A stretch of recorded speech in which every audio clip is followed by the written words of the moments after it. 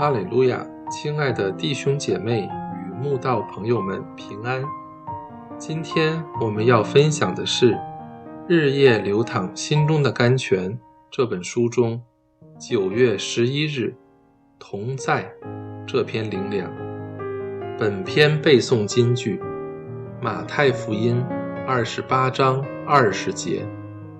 凡我所吩咐你们的，都教训他们遵守，我就常与你们同在，直到世界的末了。主耶稣复活后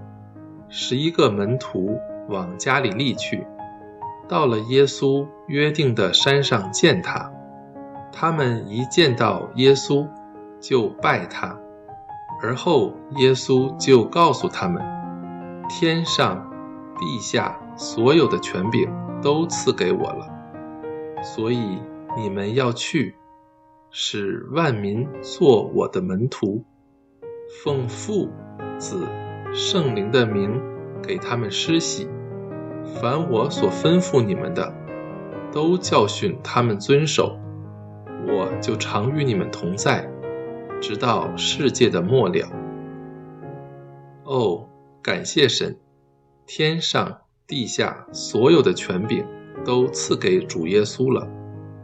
凡他所吩咐我们的，只要谨守遵行，他就常与我们同在，直到世界的末了。所以不要再带着畏惧的心去担忧前面未知的事情，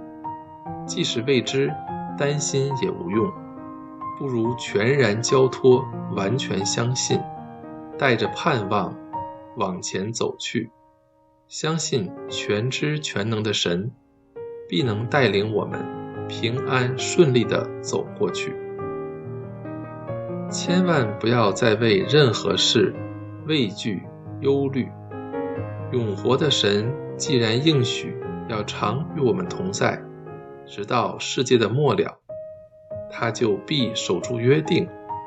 那不是只有一时一刻的同在，而是每时每刻，直到世界末了的同在。因为他说，你不要害怕，因为我与你同在，不要惊惶，因为我是你的神，我必坚固你，我必帮助你，我必用我公义的右手扶持你。又说，你从水中经过，我必与你同在，你趟过江河，水必不漫过你，你从火中行过，必不被烧，火焰也不着在你身上。纵然遇到风雨，对我们都有益，千万不要以为神不与我们同在了。风雨只是神用来训练我们长大的利器，就像飞机需要逆风来帮助它起飞一样。人以为逆风不好，其实逆风才能增加空气的浮力，带着飞机飞起。就像人以为逆境不好，其实逆境才能逼出人面对挫折的潜力，让人的生命得以丰沛坚韧，